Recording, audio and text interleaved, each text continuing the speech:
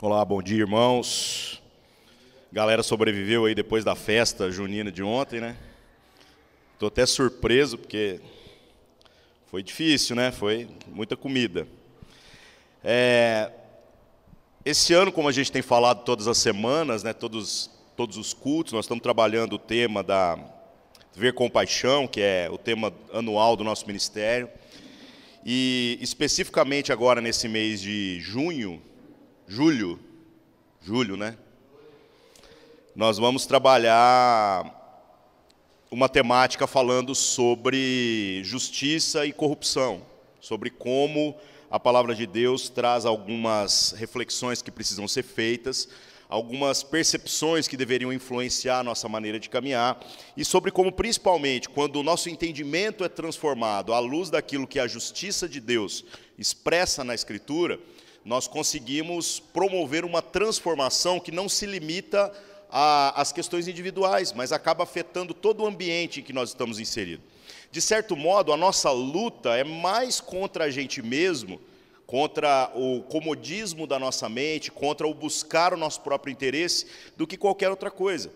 Porque quando falamos de justiça, a gente geralmente pensa justiça a partir daquilo que é a nossa percepção de conveniência. Por exemplo, nós odiamos aqueles que nos ferem, nós odiamos aqueles que nos causam mal. Mas como foi dito aqui agora há pouco, é complicado a gente entender que Cristo não revidou. Então nós precisamos de um padrão de justiça que seja o padrão de Deus e não o nosso. O nosso senso de justiça sempre vai buscar reparação, vai buscar tentar alcançar, por parte daquilo que as pessoas fizeram para nós, que elas paguem pelos seus atos. Se Deus tratasse a gente dentro desta ótica de justiça, todos nós estávamos condenados. Não haveria a menor possibilidade de alguém andar com Deus se Deus resolvesse puxar todas as promissórias que o nosso pecado assinou. Então, irmãos, o nosso senso de justiça já é um senso egoísta, porque ele é baseado no interesse do eu. Só que quando a gente vem falar agora, não apenas da justiça, mas a gente vem falar da corrupção, curiosamente, a nossa percepção de corrupção também é equivocada. Porque nós vemos corrupção a partir daquilo que afeta a minha vida, mas que eu só vejo no outro.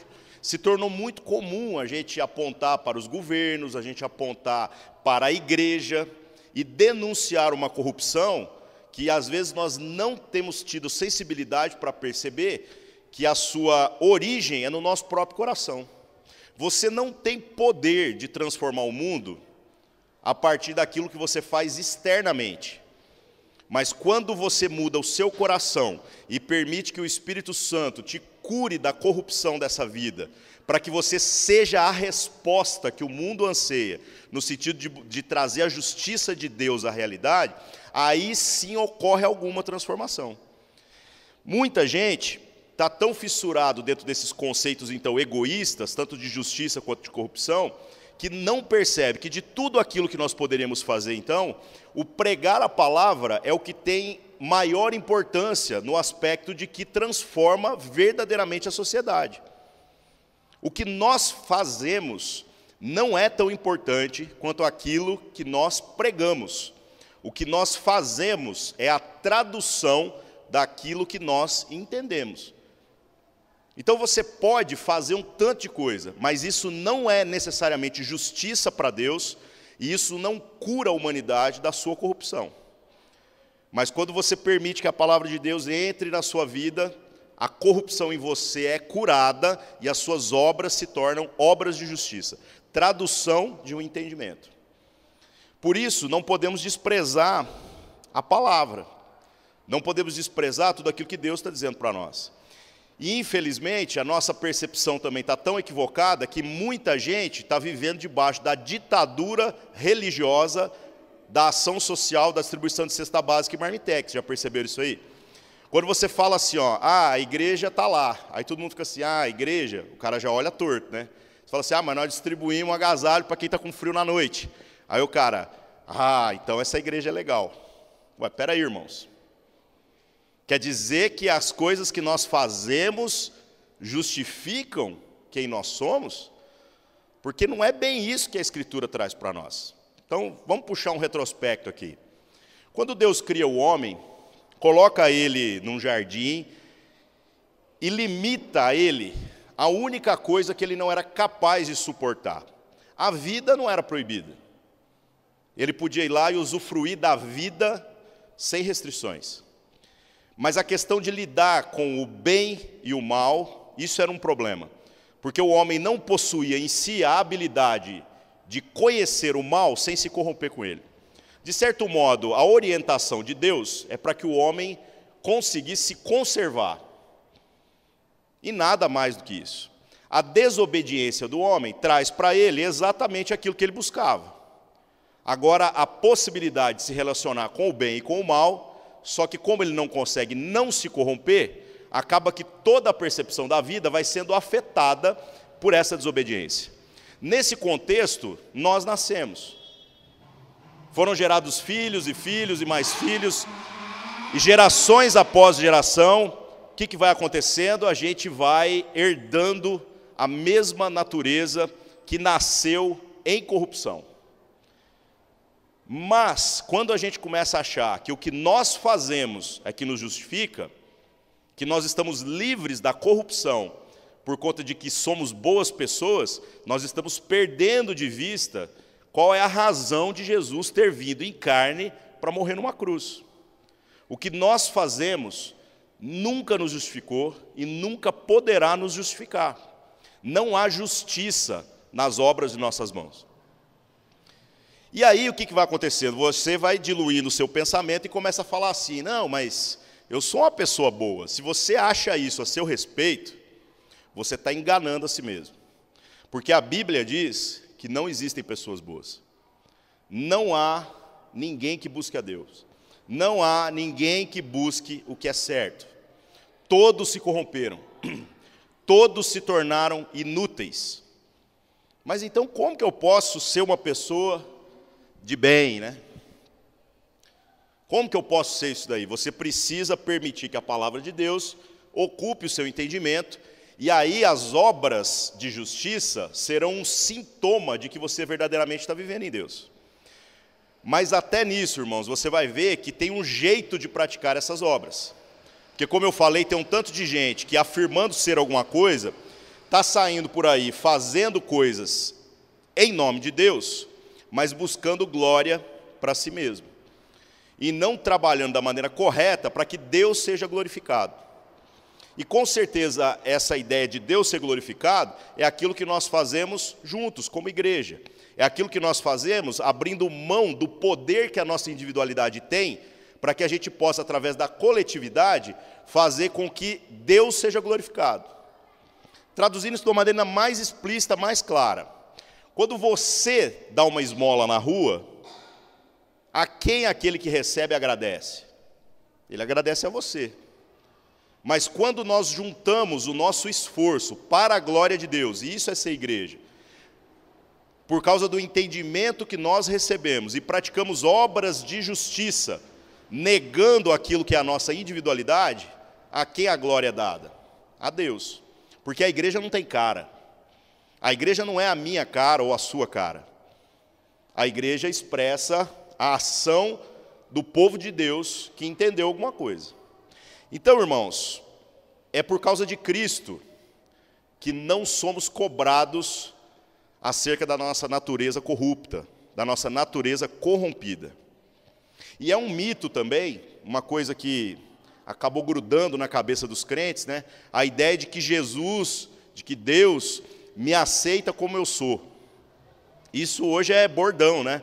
Cara, mas Deus me aceita como eu sou. Criaram até versículo que não tem na Bíblia para isso, né? Que é o venha como estás, né? Não tem na Bíblia isso.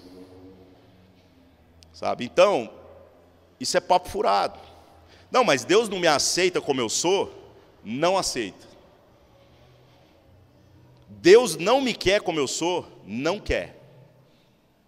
Não há a menor possibilidade de Deus te receber como você é. Deus só não te fulmina com a sua glória e a sua justiça, porque quando Ele olha para você, o sangue de Jesus afeta a visão e a percepção de Deus. Então ele olha para você, que é todo corrupção, e ele vê justiça, porque Jesus tomou o seu lugar na morte. Agora, Jesus tomou o seu lugar na morte para que você tomasse o lugar dele no caminho de justiça, no caminho de tentar obedecer a Deus. E esse é o processo de santificação que todo cristão deveria buscar. Ou seja, eu agora estou consciente que Deus não me aceitou do jeito que eu sou. Ele aceitou Cristo no meu lugar. E então eu preciso caminhar para me tornar mais parecido com Cristo no meu dia a dia. Trazendo isso para a nossa própria vida agora, na individualidade, pare para pensar. Quantas vezes nós temos permitido que a palavra de Deus ocupe espaço no nosso coração e faça com que a nossa individualidade vá sendo diminuída para que Deus seja glorificado no nosso desprendimento em viver junto uns com os outros? Quantas vezes a gente tem permitido isso? Quantas vezes nós ainda estamos buscando o nosso próprio interesse em detrimento daquilo que a palavra de Deus fala? Quantas vezes nós dizemos que somos de Deus, mas na hora de traduzir isso em ações, as nossas ações nos denunciam. Às vezes as nossas ações têm até a aparência de uma verdadeira religiosidade. As pessoas podem olhar para nós e dizer assim, essa pessoa aí teme a Deus. Mas você que está olhando sua própria vida, está olhando pelo lado de dentro, seja honesto. O quanto daquilo que a gente faz é motivado pelo desejo de, no final da noite, pensar assim, até que eu sou uma boa pessoa. Então, há uma corrupção no nosso coração. E essa corrupção, irmãos, se ela não for extirpada, não for tirada de nós, não for arrancada pela raiz, para que haja apenas as boas sementes na nossa vida, ela vai gerar uma série de deturpações depois, como consequência. Nós vamos vendo tudo errado. A gente vai começar a ficar crítico acerca de um tanto de coisa, e nós vamos buscar, então, aquilo que, mais uma vez, é segundo a nossa conveniência. Vocês já viram como se tornou comum hoje as pessoas falarem mal da igreja, né? Como diz meu amigo lá, o pastor Tércio Júnior, ele fala assim, quem fala mal da igreja é o diabo. Mas nós, às vezes, estamos tomando o papel de Satanás na história. Por quê? Porque nós dizemos que somos árbitros habilitados para poder falar a respeito da noiva de Jesus. Mas você pode argumentar dizendo assim, mas a igreja tem defeitos demais. Irmãos, ninguém nunca negou isso. Aliás, você também tem defeitos demais. Você também é corrupto demais na sua natureza. E, no entanto, Deus te aceitou porque Cristo deu o sangue dele por você. Agora, você está achando que é melhor do que a noiva de Cristo. Olha a complicação. Você está achando que é melhor do que aquela pela qual Cristo não apenas morreu, mas Ele garante que ela vai dar certo no final. Então, a nossa visão a respeito da igreja, às vezes, é uma visão equivocada. E estendo o assunto ainda. Mas essa igreja não faz tal coisa. Ou essa igreja está errando fazendo aquela outra coisa. Quem entendeu isso? Já parou para pensar nisso? Eu encontrei um defeito na igreja. Irmãos, quem entendeu o defeito da igreja? Eu ou a igreja? Porque se eu estou apontando um defeito, pressupõe que quem entendeu alguma coisa sou eu. E se eu entendi alguma coisa, você acha que vai ser cobrado de quem? Um posicionamento no sentido de fazer com que a palavra de Deus se estabeleça. Você acha que Deus vai cobrar de quem sabe ou de quem não sabe? Isso era até para ser uma questão de lógica, né? Quer ver um detalhe? Vamos pensar na família. Então, quando eu era pequeno, eu fui uma vez para um clube na cidade que eu morava, e aí estava eu e minha irmã, e aí o meu pai pegou e falou assim, quando não tiver um adulto perto, não é para entrar na água, tinha uma represa lá. E por fim, a gente deu aquela engambelada, como sempre, criança é feito para isso, e a gente foi lá e acabou nadando. A gente foi nadando de pouco, molhava só o calcanhar, e dali um pouco a gente estava molhando só o joelho, e dali um pouco nós já estávamos molhando, era tudo, né? Na hora que a gente voltou, eu não molhei tudo, eu molhei só até aqui, ó. A parte de cima da camiseta ainda estava seca.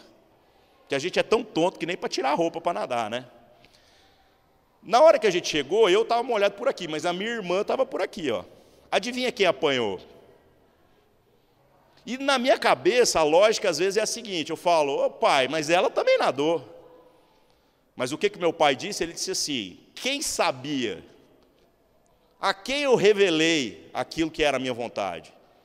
E quem sabia era eu. Então, no final, eu tomei foi 2 surras, eu apanhei pelos 2. Mas quando nós pensamos no nosso relacionamento com Deus e com a igreja, às vezes a gente pensa diferente. A gente pensa assim, essa igreja não faz, ou essa igreja não é.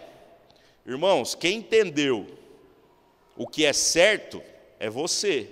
Então, se você não for uma resposta para aquilo que você entendeu, então eu não estou entendendo do que nós estamos falando. A gente começa a falar da igreja sempre na terceira pessoa, porque o nosso coração se corrompeu. Nós não enxergamos a justiça para o outro, e nós não enxergamos a corrupção para nós, a gente sempre quer inverter. A gente quer ver corrupção para o outro e justiça para nós. A gente sempre quer usar a nossa vida como parâmetro de justiça. E a gente sempre quer dizer que corrupção é aquilo que eu não faço.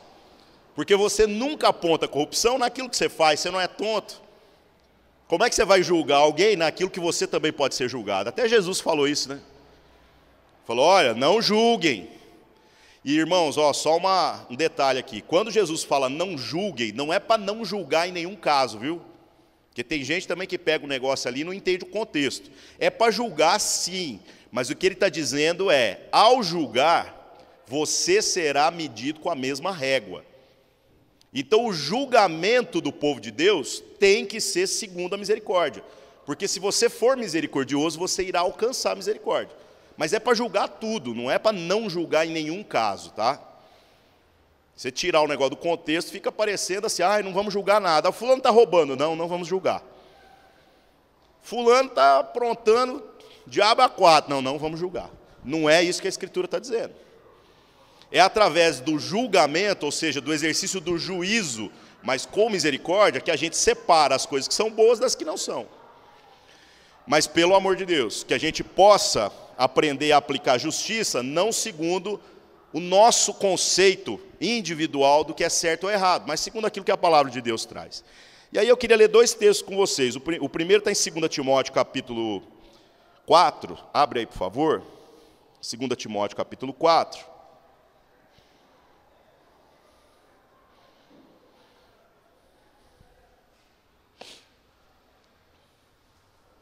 Quando Paulo escreve a Timóteo, falando a respeito da importância de que ele pregasse a palavra. O mais curioso, irmãos, é que a Bíblia inteira, você vai ver que Deus se manifesta sempre incentivando as pessoas a serem coerentes com a palavra, coerentes com o ensino. Parece que Deus está mais preocupado com aquilo que você entende do que propriamente com aquilo que você faz. No Novo Testamento, então, isso é uma prática comum. O tempo todo eles estão falando a palavra, a palavra, a palavra, a palavra. Não está falando, sejam boas pessoas. Não está falando, pratiquem boas obras. Mas está falando, ouçam a palavra, repartam palavra entre si, repreendam segundo a palavra. Porque essa palavra entrando no coração de vocês vai produzir todo tipo de bom fruto. Ela vai dar todo tipo de coisa boa. Então a palavra é a resposta. 2 Timóteo capítulo 4, Paulo falando a Timóteo diz assim: conjuro-te, pois, diante de Deus e do Senhor Jesus Cristo, que há de julgar os vivos e os mortos na sua vinda e no seu reino, que pregues a palavra. Insista a tempo e fora de tempo. Responda a cada um, repreenda, exorte com toda paciência e doutrina. Porque virá tempos em que não suportarão mais a sã doutrina, mas tendo comichão nos ouvidos, amontoarão para si mestres, segundo os seus próprios desejos, e desviarão os ouvidos da verdade, voltando às fábulas. Mas tu, sê sóbrio em tudo, sofre as aflições, faze a obra de um evangelista, cumpre o teu ministério. Eu vejo que talvez mais do que nunca, né, irmãos, nós estamos vivendo exatamente essa época. A época em que as pessoas não têm suportado a palavra. As pessoas não têm suportado a verdade de que não há em nós bondade alguma, senão naquilo que a palavra de Deus traz para nós. E isso, então, traz uma responsabilidade de que a gente não apenas viva segundo a palavra, mas que nós possamos entender a responsabilidade de que a transformação na vida dos nossos irmãos, da nossa comunidade, da nossa igreja, do bairro em que nós estamos inseridos, da cidade, tudo isso acontece quando eu sou um instrumento para repartir a palavra que tem sido semeada na minha vida. O que eu faço expressa aquilo que a palavra diz, ou expressa apenas uma tentativa de anestesiar a minha crise de consciência? O tempo todo a gente tem que se avaliar. Então, quer julgar? Começa julgando a si mesmo. Começa sendo duro com o juízo de Deus contra a sua própria vida.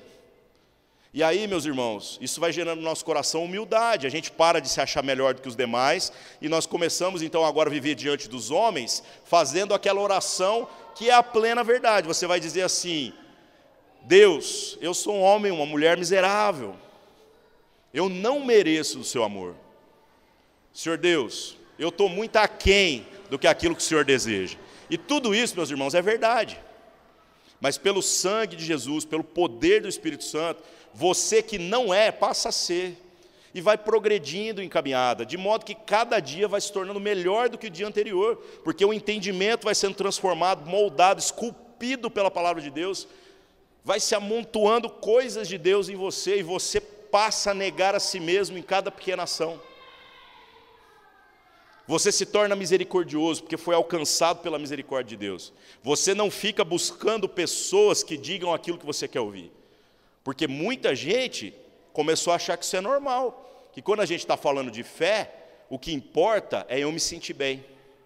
O que importa é eu estar num lugar onde falam coisas que me agradam.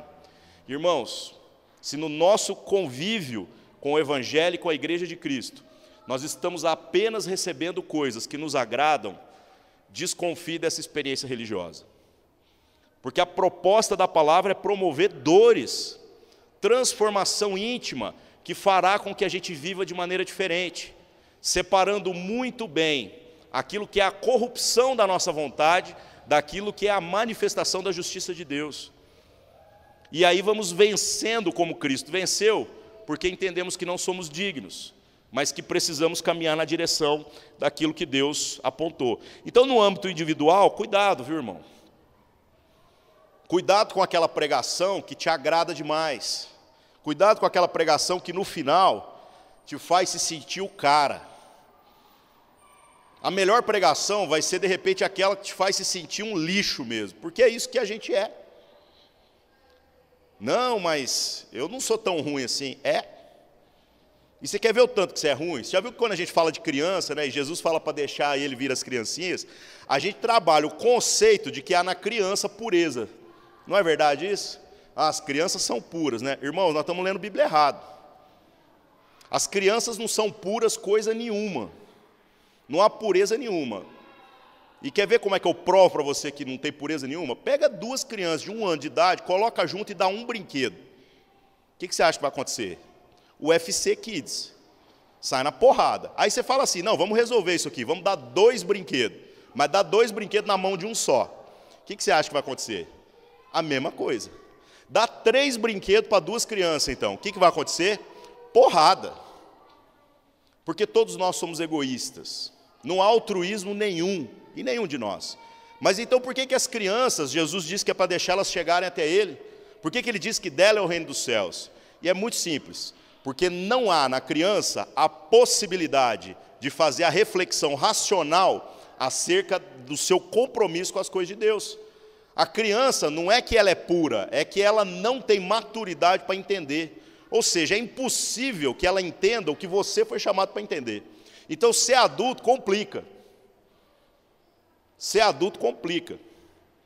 Porque você agora não tem desculpa diante de Deus. Não dá para você dizer assim: ah, mas eu quis ser como uma criança. Um adulto infantilizado é um problema, porque você tem todo o potencial, toda a capacidade para poder agora lidar com as coisas e entender que a palavra de Deus tem que tomar lugar na sua vida. Então Deus, meus irmãos, não vai sacanear com criança nenhuma, não tenha dúvida a respeito disso. Mas por outro lado, entenda que nós não fomos chamados para viver uma fé infantilizada. Nós somos chamados para agirmos como adultos. E no âmbito pessoal, ser adulto é parar de ficar buscando apenas aquilo que te dá prazer. Isso não é coisa de adulto. Isso é coisa de criança. Quando uma criança não fica perto da outra porque ela não aguenta, sabe, aquele cara lá é chato. A gente releva, a gente diz assim, é assim mesmo, né? Mas nós adultos não temos essa possibilidade como algo plausível. Porque se Deus nos tratar segundo essa medida, nós estamos enrolados. Se Deus não permitir que a gente se aproxime dele, por conta da gente não merecer, ou da gente ser chato, da gente ser miserável, nós estamos todo mundo enrolado.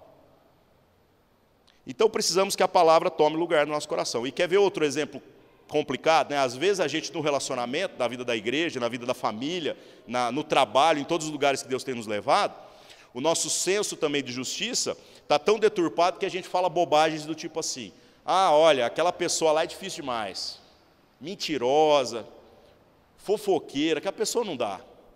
Então, eu a perdoo em nome de Jesus, eu só não quero ela perto de mim. Você já imaginou Deus falando isso para você? Né? Deus, pega lá Jesus no dia do juízo, aí você senta lá, aí ele, é tudo fictício, tá, irmãos? Mas vocês imaginam a situação. Aí Jesus pega e fala assim, eu te perdoo no meu nome, porque ele fala o nome dele mesmo, né? Eu te perdoo no meu nome, você está perdoado, mas eu não te quero perto de mim, então vai para o inferno. Porque o único lugar que tem longe de Deus é no inferno. Resolveu algum problema? Não resolveu nada, né, irmãos? Então nós não fomos chamados só para ter esse perdão ideológico. Nós fomos chamados para sermos transformados, segundo aquilo que a palavra de Deus traz. E outro texto que eu queria ler está lá em Amós, capítulo 5. Abra sua Bíblia aí. Sabe onde que é Amós? É dos profetas menores. Você sabe que a divisão de profetas maiores e profetas menores, né? Eu já vi gente patinando nisso aí, que fala assim, esse cara era um profetinha, né? Porque profeta era Daniel, profeta era Isaías. Não, irmãos, o livro, eles chamam de profetas menores porque os livros é pequeno. Olha que coisa louca. E os profetas maiores é porque os livros é maior. Então não é por causa dessa bobagem, não, tá? É porque o livro é pequeno mesmo. Amós, capítulo 5. Verso 21. O que Deus está dizendo aqui por intermédio do profeta?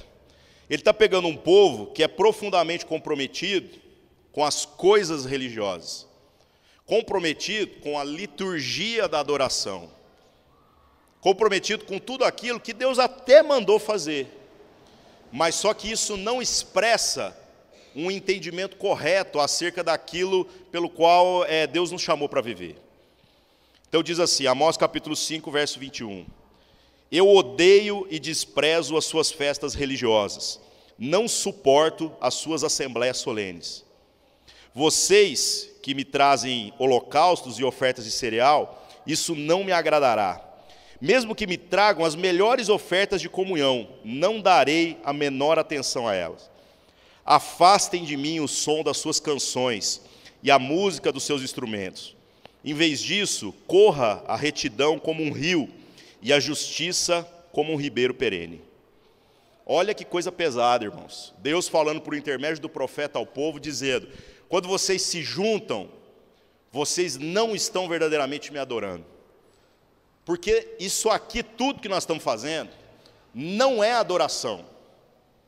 Isso aqui tudo, irmãos, é para que a gente tenha a oportunidade de semear na vida uns dos outros aquilo que a palavra de Deus traz como desafio de mudança de entendimento, para que a nossa vida na busca pela justiça se torne uma verdadeira adoração, um rio que nunca seca. Como isso vai, então, afetar a minha existência? É extremamente simples. Sejamos a resposta para todas as críticas que nós temos feito à igreja e para todas as críticas para aquilo que a gente tem feito na sociedade. Mas o povo é porco demais, porque joga lixo no chão.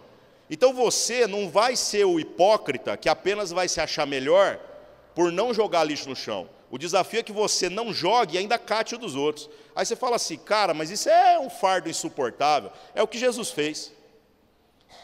Jesus, ao viver sem pecado, ele não salvou a vida dele, ele salvou a dele e a sua. Está entendendo o tamanho do problema? Ele catou muito lixo para a rua para poder chamar de irmãos. Então é para isso que nós fomos chamados. Agora, será que nós que somos os profetas que denunciam a injustiça desse mundo, nós estamos vivendo segundo o que a palavra diz? Ou somos hipócritas? A gente reclama de que os políticos desse país estão roubando, mas nós estamos roubando nas pequenas coisas. Complicado, irmãos. Jesus disse que se a gente não for fiel no pouco, a gente não vai ser fiel no muito. Então, às vezes, é fácil a gente dizer assim, fulano desviou bilhões. Mas, às vezes, a gente não tem chamado a responsabilidade para si nas pequenas coisas que a gente tem se desviado. Se desviado dos necessitados, se desviado, Senhor, das situações em que Deus colocou você como resposta para as orações. Então, é muito fácil a gente apontar para os outros. Mas quem tem o compromisso, a responsabilidade de ser resposta é a gente. Porque quem está enxergando alguma coisa é a gente. Deus vai cobrar da gente. Portanto, irmão, que Deus possa trazer à nossa consciência, então, maturidade.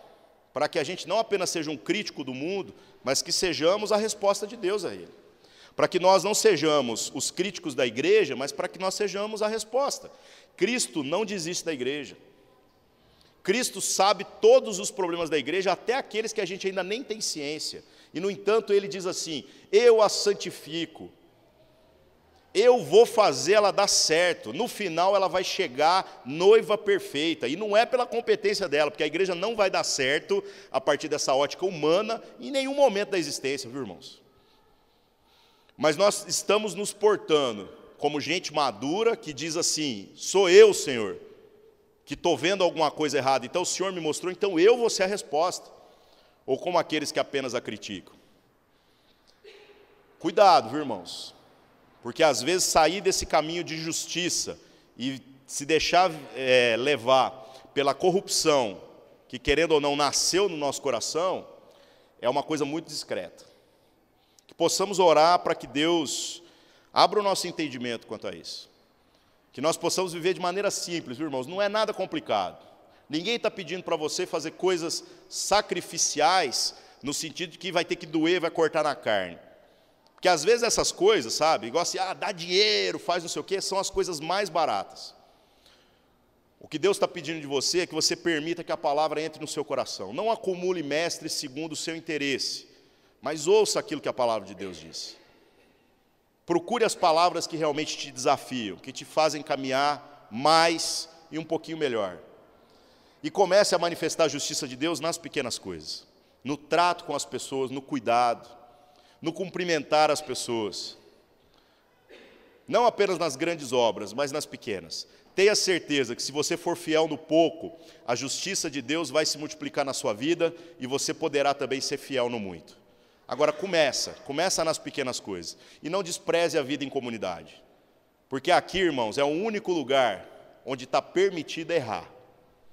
Da porta para fora aqui, você não pode errar. Sabe por quê? Porque nós envergonhamos o nome de Deus quando nós pregamos uma coisa e fazemos outra. Mas da porta para dentro aqui é o ambiente da segurança. Então, você vai errar com alguém, erra comigo. Porque nós rola na brita aqui, mas nós não vamos abrir mão do outro. Valorize a igreja nesse sentido. Como aqui é o lugar da gente poder colocar as nossas incoerências e os nossos problemas e os nossos pecados, e as coisas vão se resolver. Mas assuma a vocação da maturidade no sentido de que daqui para fora, procure viver uma vida reta, para que Deus seja glorificado. Principalmente nas pequenas coisas. Deus vai multiplicar a justiça dele na sua vida, e você vai ver como pequenas sementes vão se tornar grandes frutos a médio e longo prazo. Amém? Vamos orar. Senhor nosso Deus, nós nos colocando na sua presença nesta manhã, apresentamos a nossa vida, Senhor Deus, como uma existência que carece da sua justiça, Pai. Como uma existência, Senhor Deus, que nasceu em corrupção, que tem toda a dificuldade de perceber o que é verdadeiramente a sua vontade, o que é compaixão, mas o Senhor se agradou de nós por causa do sacrifício do seu Filho Jesus. O Senhor tem nos chamado a fazer parte da tua mesa, fazer parte da família, e nós não somos dignos, Pai, e tenho certeza que se não fosse por Jesus, jamais seríamos. Que possamos também, Pai, assim como o Teu Filho Jesus se tornou responsável por nós, nos responsabilizarmos pelos nossos irmãos. Nos responsabilizarmos pela manifestação da justiça do Senhor em todos os lugares que o Senhor nos levar. Que o Seu Espírito Santo fale com a gente nesses dias e nos traga a verdadeira consciência acerca das pequenas coisas que às vezes nós temos negado o Teu Evangelho. E que essas sementes possam germinar no nosso coração e que Seu nome seja glorificado em toda a nossa existência, Pai. Tira de nós, Senhor Deus, toda a corrupção de entendimento, toda a corrupção de coração que faz com que a gente se ache melhor do que os demais. E traga a nós verdadeira humildade, Pai, para que possamos começar a aprender as coisas segundo o que a Sua palavra diz, como verdadeiramente convém a gente que sabe de onde veio e sabe que o Senhor não fez, não seguiu obrigação nenhuma a nos salvar. A Tua salvação é um favor que nós não apenas não merecíamos, como com certeza jamais poderemos fazer algo para merecer. Obrigado por isso, Pai. Usa a minha vida, usa a vida dos meus irmãos, para que o Teu nome seja glorificado. Em nome de Jesus, amém.